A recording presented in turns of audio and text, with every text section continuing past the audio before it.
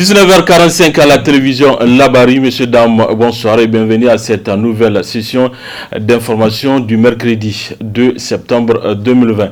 19h45 que nous débutons avec cette brève. Les acteurs de la société civile nigérienne, à savoir Moukela Alidou du Sinaseb, également secrétaire général adjoint de la CNT, Michael Zodi et Moudi Moussa du mouvement Tournons la page TLP Niger vont passer leur 170e nuit de détention dans les maisons d'arrêt de Daïkena, Walam et Kolo dans la région de Tilaberi. Ils ont été tous arrêtés à la suite de la manifestation pacifique du 15 mars 2020 dernier contre le détournement de plusieurs milliards de francs CFA au ministère de la Défense nationale. Depuis leur arrestation, des voix s'élèvent ici au Niger et à l'international pour exiger leur libération. Je vous donne lecture de ce communiqué de presse. Oxfam est une ONG internationale apolitique et à but non lucratif intervenant au Niger depuis 1992 dans les domaines humanitaires et de développement. Sa vision est celle d'un Niger juste et sans pauvreté où chaque citoyen, homme, femme, jeune a le pouvoir et les moyens d'exercer ses droits humains fondamentaux et contrôler sa vie. Elle met en œuvre des programmes pour promouvoir la gouvernance et la citoyenneté active, l'alimentation durable et soutenir les populations vulnérables victimes de crises, catastrophes et ou de conflits. Dans le cadre de ces activités de riposte à la COVID-19 dans la région de Zender, essentiellement basées sur l'engagement communautaire et la sensibilisation des populations vulnérables et exposées sur les mesures préventives, les bureaux terrain Oxfam de Zender avaient mis à la disposition des animateurs locaux et des crières publiques des mégaphones dans les communes d'intervention du projet et dont l'usage est exclusivement réservé aux actions du projet. Conformément aux procès verbaux co-signés entre Oxfam et les animateurs crières publics. Cependant, Oxfam a constaté avec regret et indignation que le matériel a été utilisé lors d'un meeting du parti politique dans la commune de Tesker, région de Zender, le 22 août 2020. Oxfam Niger décline toute responsabilité et implication sur l'utilisation de ces outils de communication à des fins politiques. Oxfam saisit cette occasion pour interpeller tous ses partenaires détenteurs des équipements et matériels prévus pour la réalisation de projets d'éviter tout détournement d'objectifs de ces matériels ou équipements. Signé Chiroma Ali Hamadou, directeur pays par intérim. Le responsable de la direction de l'informatique chargé de l'élaboration du fichier électoral biométrique DIFEV a remis au président de la CENI le fichier devant servir pour les futures échéances électorales. C'était ce matin au siège de la CENI en présence de nombreux invités. Le compte rendu de cette cérémonie avec Ismaël Moumouni et Aboubakar Souley. Remise de disques durs au président de la CENI. À travers ce geste, la direction de l'informatique chargée de l'élaboration du fichier électoral biométrique, DIFEB, vient ainsi de s'acquitter d'un devoir, notamment le respect de l'article 46 du Code électoral. Après avoir salué tous ceux qui ont contribué à l'élaboration du fichier, le responsable du DIFEB dresse les résultats des travaux. À ce jour, le fichier électoral biométrique se présente ainsi qu'il suit. Je vais donner les totaux. Nous avons un total de CEV de 19 322. Un total en termes de bureaux de vote de 25 977. Total de citoyens ou d'électeurs enrôlés sur le fichier. 7 446 556. Dont 4 93 291 femmes, soit 55% du total de la population enrôlée. Et dont 3 353 000, merci, dont 3 353 265 femmes, soit 45%. Hommes autant pour moi, soit 45%. Donc je disais, donc 4 93 291 femmes, soit 55% du total, et 3 353 265 hommes, soit 45% du total. Le taux de réalisation par rapport aux estimations INS en termes de population électorale en l'an 2020 la population INS, elle est de l'ordre de 9 791 442. Population électorale INS 2020. La projection en fait. Et donc le taux de réalisation par rapport à cette projection est de 76,36%.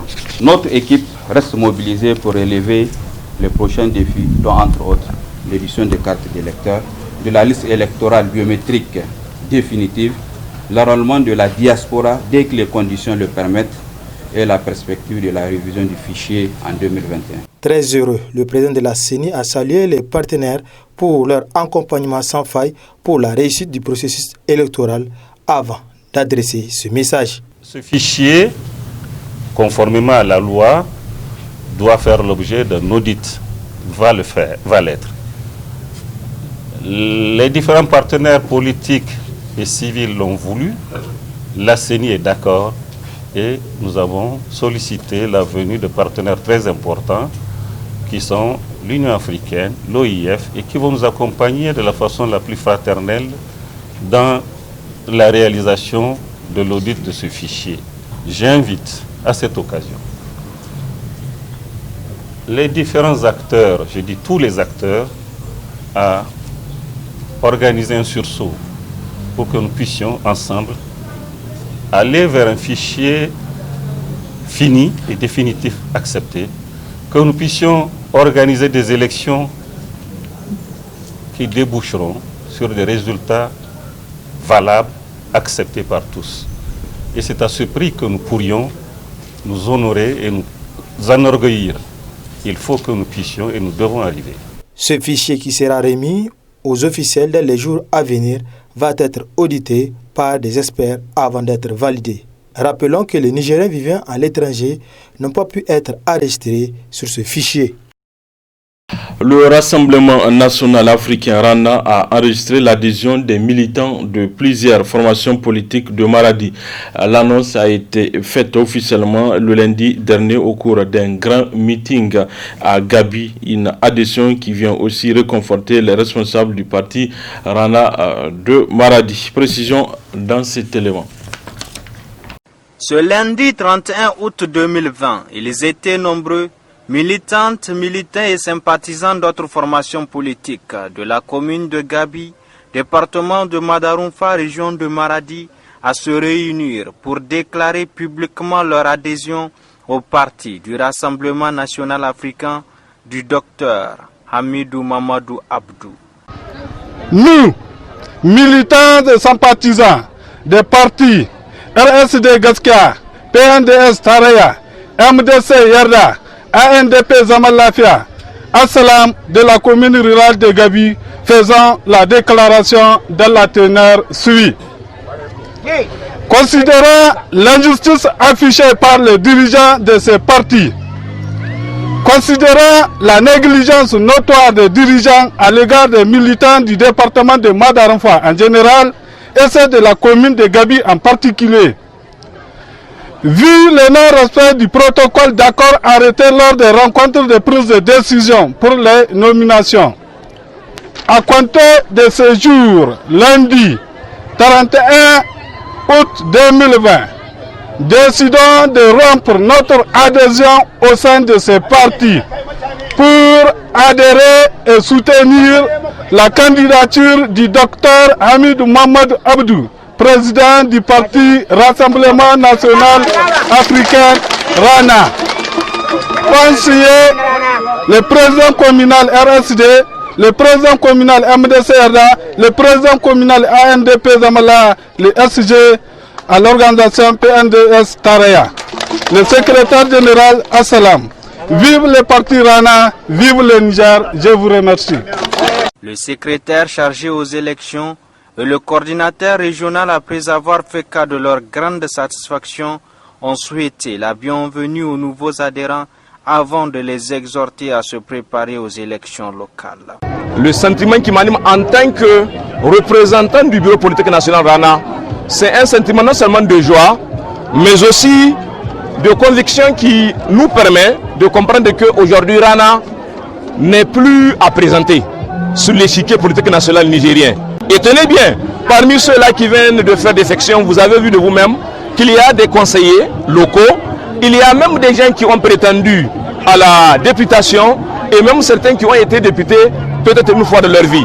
Cela vient démontrer sans nul doute que la vitalité de Rana aujourd'hui peut aller dans le sens de se mesurer aux partis se considérant comme étant des partis anciens.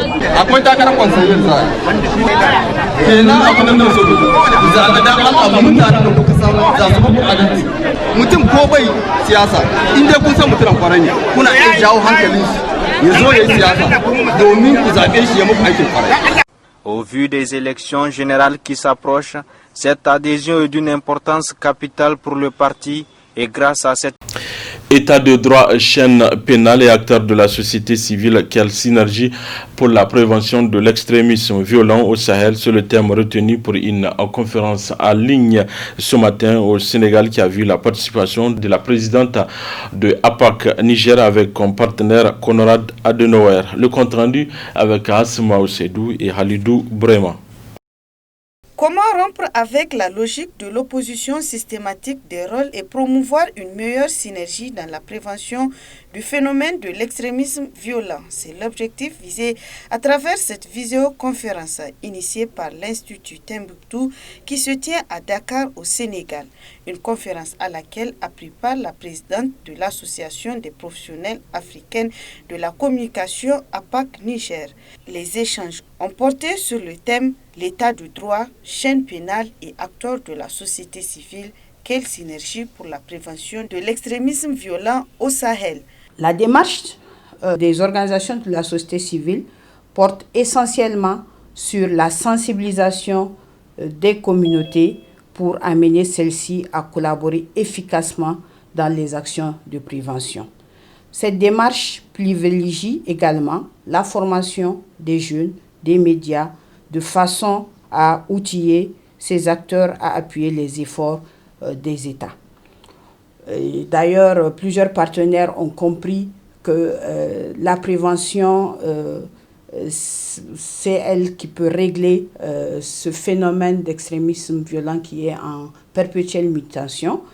Et d'ailleurs, des partenaires comme le projet Partenariat pour la paix de l'USAID ont pris le devant pour pouvoir impliquer les femmes et les organisations de la société civile dans cette démarche. Surtout que nous évoluons dans une société où beaucoup font de l'amalgame sur le concept même genre.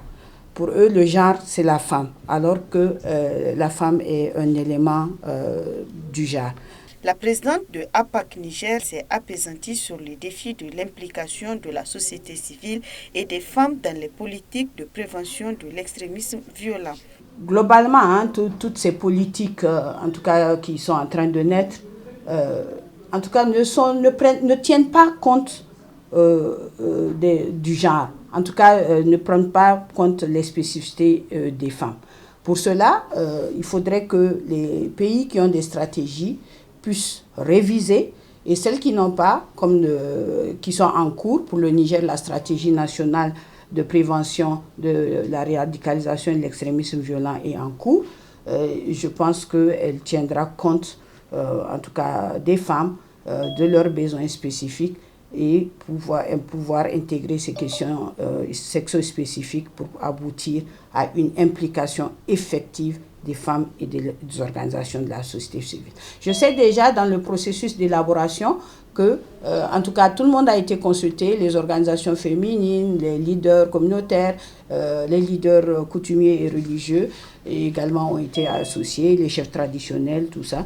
Donc, je pense que déjà au niveau de l'élaboration, il y a eu une consultation assez large sur ces questions. Notons que c'est Bakary Sambé, coordinateur de l'Institut Timbuktu, qui a procédé à la cérémonie d'ouverture, dans laquelle il a défini et fait la situation globale sur l'extrémisme violent. Pour rappel, 100 participants de tous les horizons de l'Afrique et de la diaspora prennent part à cette visioconférence. Après les inondations qui ont causé d'énormes dégâts dans le 5e arrondissement, plusieurs ménages ont été recasés dans des écoles. Situation difficile pour ces sinistrés. C'est le constat dans ce reportage signé Hamza Sakou et Sadou Doumi. Cette année, les habitants vivant aux abords du fleuve dans le 5e arrondissement sont en train de payer le prix fort des conséquences du changement climatique et des fortes précipitations enregistrées en cette saison. Plusieurs quartiers sont totalement submergés par l'eau, obligeant des centaines de ménages à se caser dans des écoles et dans des conditions déplorables. Sauvez-nous, parce que wallahi, nous, on ne veut pas vivre ici dans les écoles, parce qu'on sait que l'État va nous renvoyer dans le même problème. C'était l'année passée, c'était comme ça. On était devenus des sinistrés. On n'a pas eu de solution. C'est à cause de ça, cette année aussi, on est devenus des sinistrés. Pour l'amour de Dieu, on laisse nos terres, nos maisons à l'État de nous chercher un endroit pour mieux vivre, pour nos enfants et pour nos mères et pour nos pères. Parce que vivre être sinistré, wallahi, c'est pas bon. C'est désolant. Wallahi, c'est honteux même pour nous, pour mieux dire. C'est honteux, on ne peut pas dormir normal, on ne peut pas se laver, on ne peut pas manger normalement. Malgré les actions entreprises par l'État et les bonnes volontés, beaucoup reste à faire. Nous avons besoin de médecins pour assurer la permanence. Concernant l'hygiène, on balaye chaque matin. Mais les déchets restent stockés dans tous les coins, ce qui provoque le paludisme. On a même perdu un enfant atteint du paludisme. Nous avons surtout besoin de la sécurité car il y a trop de désordre.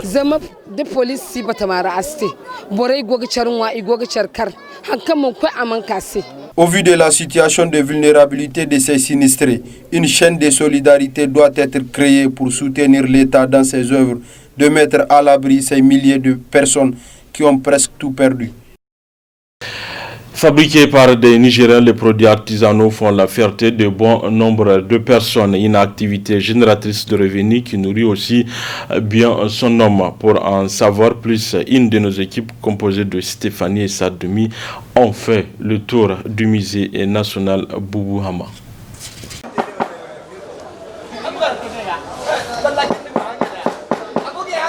Assis dans leur atelier, outils de travail en main, ces artisans mettent tout leur savoir et leur génie créateur pour transformer la cuir en plusieurs produits de valeur. À travers ce métier, ces talentueux artisans font tout leur possible pour promouvoir ce secteur. Le travail du cuir, vraiment, c'est quelque chose qui a duré depuis longtemps. C'est un travail qu'on a hérité de nos parents jusqu'à ce que c'est arrivé à nous. Donc le travail, ça passe par le tannage. Par exemple, après la tabaski, c'est la peau qu'on va tanner. Après le tannage, on passe à la teinture. Après la teinture, maintenant, on nous amène ici pour la fabrication. Ce secteur connaît diverses difficultés. Des difficultés qui viennent s'aggraver avec l'avènement de la Covid-19. Et malgré cet impact considérable, ces artisans ne baissent pas les bras. Le chiffre d'affaires, ça a beaucoup régressé au temps de la Covid là, parce que si dans les 5 mois là, avant la Covid, on peut estimer le chiffre d'affaires à 1,5 million. Mais en tout cas, au temps de Covid là, on n'a même pas 300 000 de chiffre d'affaires. Il n'y a pas de sot métier, dit-on. Ces artisans devraient être une source d'inspiration pour les personnes sans source de revenus. Place à présent à notre rubrique hebdomadaire, la chronique judiciaire. Elle porte aujourd'hui sur le mariage putatif, un thème développé par Maître Souleymane Sedou, avocat à la Cour. Très bonne réception à vous.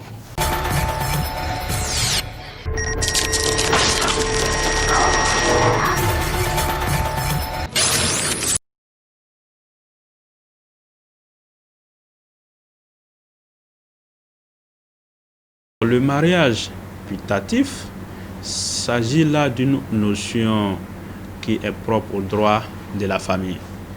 Lorsque vous décidez de contracter mariage, vous devez vous assurer du respect des conditions de fond et de forme pour la validité de ce mariage. Alors lorsque le mariage remplit les conditions de fond et de forme, ça ne cause évidemment aucun problème. Mais il y a des mariages qui sont conclus alors qu'il y a des conditions qui n'ont pas été respectées, ou bien qu'il y ait un empêchement à ce mariage-là. Et donc, lorsque il y a des conditions de fond ou de forme qui ne sont pas respectées, le mariage peut être annulé. Lorsqu'on annule le mariage, ça prive ce mariage de ses effets passés comme à venir.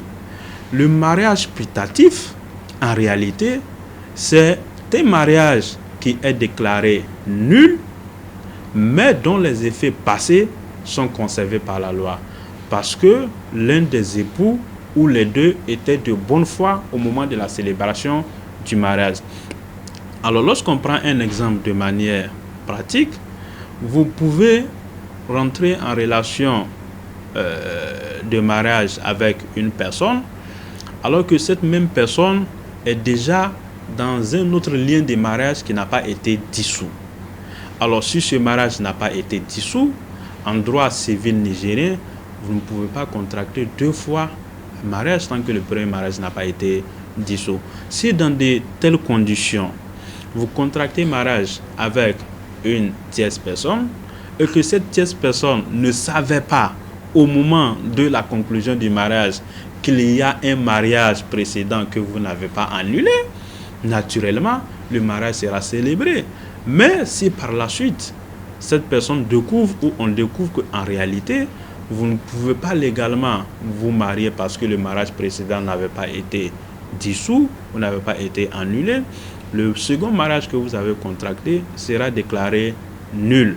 Mais les effets passés du mariage seront conservés parce que l'un des époux était de bonne foi. L'un des époux ignorait l'existence de l'empêchement, par exemple, au mariage, ou ignorait l'existence d'un lien de filiation entre vous deux. Dans ces conditions, le mariage conservera ses effets passés, mais il sera tout de même considéré comme étant nul. Voilà ce qu'on peut dire sur le mariage putatif. Si on pousse encore le raisonnement plus loin, les effets du mariage putatif dans le cadre de la relation entre les deux époux, s'ils sont tous de bonne foi, si les deux sont de bonne foi et que les deux ignoraient qu'ils ne pouvaient pas contracter mariage, en ce moment-là, les deux peuvent se prévaloir des effets passés de ce mariage-là.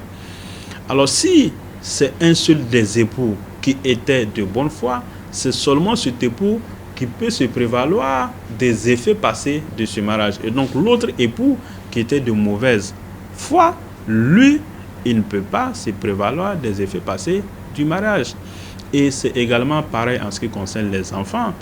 Les effets du mariage putatif sont également applicables aux enfants dans le cadre, par exemple, de la succession et autres. Et donc, puisque l'un des époux avait été trompé ou l'un des époux était de bonne foi, les enfants peuvent également bénéficier des effets de ce mariage putatif. Alors, lorsque vous prenez notre Code civil nigérien, la question du mariage putatif est réglée par les articles 201 et 202 du Code civil. Donc, l'article 201 du Code civil dispose que le mariage qui a été déclaré nul produit néanmoins les effets civils tant à l'égard des époux qu'à l'égard des enfants lorsqu'il a été contracté de bonne foi. Vous voyez, la notion de bonne foi revient également dans le cadre de la définition qui a été donnée par l'article 201 du Code civil.